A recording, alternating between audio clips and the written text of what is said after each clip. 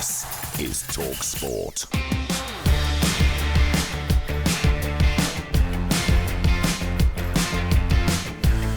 Paul Hawksbee, Charlie Baker here on talkSPORT. We were saying yesterday that football podcasts are a broad church, but this is it's broadening by the moment. This is a show called The Offensive, described as the thick of it meets FIFA 19 career mode, and it's a mockumentary. I mean, that's the first time in my experience a kind of sport or football podcast has been used for this. It's really good because I think the outlet for this sort of thing is normally sort of Radio 4, and that's it. Yeah. The only way to get a drama out normally is or a scripted bit of work is there's only one outlet. So to use podcasts in this way does sound like a really good idea, a really brilliant idea. Joel Emery is the writer and creator. Adam Jarrell, director, co-creator, and plays Woody in The Offensive. Good afternoon, guys. Good to see you. Good afternoon. It is a kind of effectively a sort of an audio drama, isn't it, on a podcast? Yeah, it certainly is. It's based in the real world, so they're a fictional Premier League side, and it's in sync with the Premier League season. So week by week, Ashwood will play, start of this season, for example, they're going to play Burnley. Wow. Then a Monday morning on your podcast application of choice, you'll be able to hear how that went. Wow, but we choose to focus not on the pitch. We're in the boardrooms, we're with the chief executive, we're with the head of communications, sporting director, played by this man to the right of me. Right.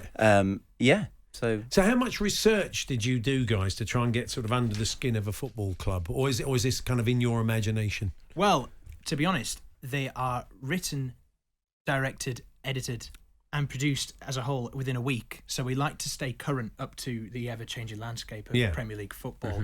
In terms of research, I guess it's a passion. We are big football fans, aren't we? Yeah. Long-suffering Huddersfield Town fan I am. So it was nice to sort of incorporate what's bad about the Premier League and what's good about the Premier League and bring it into a comedy aspect, because like we were saying earlier about certain chairmen like Mike Ashley, it's the kind of thing where the fans love to make them pantomime villains if they are or not. So we could use that. That's kind of one of our main points, isn't it? Yeah, I mean, I think modern football now, this is a bleak realisation for football fans, is that the permanent fixture at the club is becoming the people that work upstairs.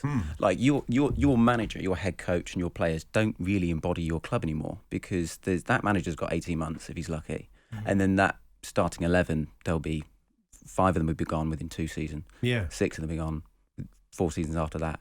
So what you've got is these chief executives, these ownership groups. You've got people behind the scenes, much more sort of silent partners like sporting directors, heads of communications. So we sort of had to focus on that because, we could focus on the manager and players, but we'd have a pretty short show. The constant is the fans and the owners, isn't it? That's what that and the stadium and it's got that sort of behind the curtain angle to it, isn't it? Which we're all fascinated, which is why we like games like Football Manager and those sorts of games. And you'll sort of tap into what, I don't want to use that word zeitgeist, but what chance do I opportunity?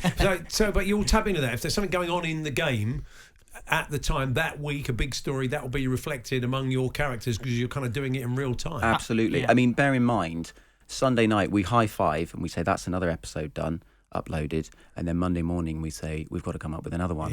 So when things happen in the game, that is a lifeline more than a hindrance, because we've got a little bit of structure, a little bit of a model to base on. There's a through line, there's narrative running throughout the season, but we do try and react as quick as possible to the madness. I think why there are so many sport podcasts and football podcasts are because the narrative constantly changes in sport. So you don't have to come up with anything and go, what we're going to talk about. It's like, well, it constantly changes hour to hour. So that will help you out, won't it? When you're writing it, when you're writing, structuring your week and getting your narrative, that will help you out with what's going on in the in the drama behind. Is it Ashwood City? Ashwood City, Ashwood City's big. We were saying the other week, it's coming up with good football team names that sound believable, but Ashwood City does sound. I mean, you've cracked it because it does sound quite believable. Let's hear a little bit of The Offensive then, and this is a moment from transfer deadline day.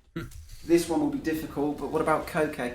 Well, interesting. He is an exceptional talent, that boy. Top player. Only I was thinking, maybe we get Neymar. And whilst we're at it, pick up Mbappe too. Jesus Christ. Hold that thought, Dan. Let me just get in my DeLorean and sign Pele. So Koke is too big for us now? No, he's too expensive. Think a little lighter. Think Diet We'll cocaine. establish some interest, wait for his contract to run down, and grab him for a free. What, Cocaine Zero? Okay, you'll be waiting until 2024 until that contract runs out. Or did Football Manager not tell you that? Next. Who then, Patrick? Well, I tell you who'd do a job at this football club.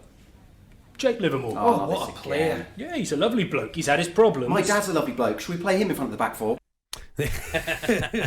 Did like Diet Cocaine. There you go. Very nice. So, have you been running this already? Have you already had a season under your belt? Yeah, we started Okay. in August 2018. Yeah, so we've got one season under our belt. We did 35 episodes. And spoiler alert, there's going to be even more this year because Ashford made it into Europe. So we've made more work for ourselves.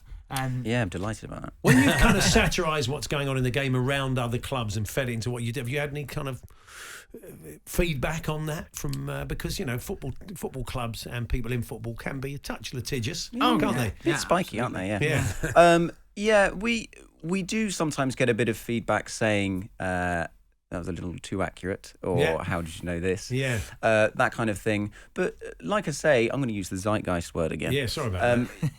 You do hear a lot about ownership now. That didn't happen 20 years ago necessarily, and it probably is because, like Adam said, they become pantomime villains, or they become sort of like these heroes that have lifted the club out of nowhere and all that kind of thing.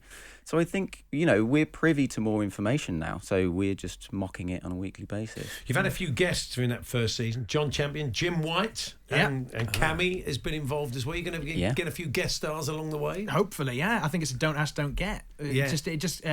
It gives it a bit more realism when you hear Cammy, when you hear Jim White, when you hear John Champion commentating on the final game of the season. It gave it a bit of an added punch, if you know what I mean. Because also we run out of voices, don't we? Sometimes we go, we need a commentator, right? Okay. Of course, what your end game here is, I don't know if you realise this, gentlemen, is like #United. The team will become an actual team, and you will finally be owners of an actual football club. And ideally, Ashwood City will exist as a £200 million Premier League monolith. and life will imitate art. Well, that's good. Yeah. So, how big's the cast? Is it kind of a little kind of ensemble that you use for most of the parts? I think last season, we used about 60 actors, didn't we? Yeah. Blimey. But the core three are myself, Paul Waggett, and Helena Doughty, who play. I play Woody. Paul plays Patrick Nolan, the chief executive, and Helena plays Jess Tate, the communications director of communications. Yeah. And there's a sort of about 4 or 5 other characters that come and go, but it's mainly about those three, the core three, and it's done as you can tell from the clip that we just played. It's done on a fly on the wall basis. It's very much. I wanted it to sound like you're following one camera and it's sweeping across, and then when we perform it like it's a play.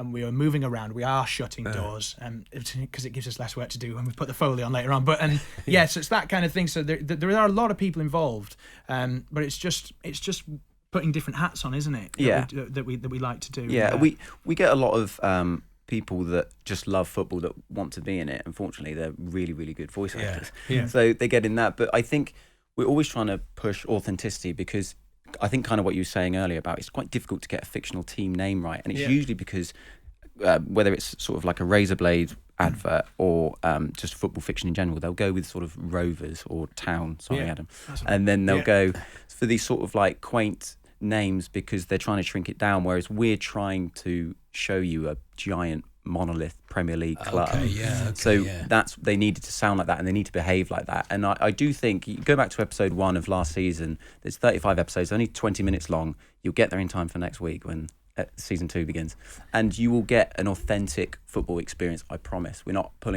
thinking, are they going to get that joke about Jan Vennegoor of Hesselink? We know you're going to get that joke. We've written it for you. It's for people with an intermediate level knowledge of football.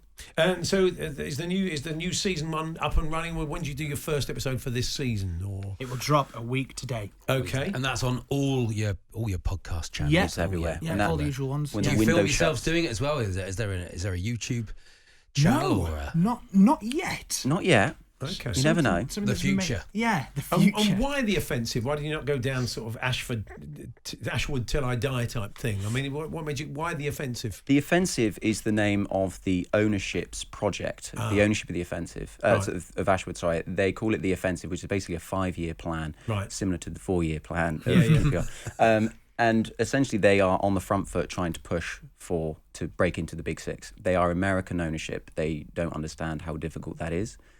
the British people that are running the club know exactly how hard that is, and they have no interest in spending that money or making sure that the fans are that happy. So that's the story behind it. But also it is very offensive. It's not. It's not for the faint-hearted. We bleeped a few clips. It's not necessarily for a family audience. I mean, but it's warts and all. So we wish you well, guys. Thank you very much. Thank you for having us. Great idea and really well done. Yeah, It's yeah, really great. Thank you. Well done, lads. We can catch up. You can catch up with the previous series, of course, before the next one gets underway next week for this season, the Offensive Podcast.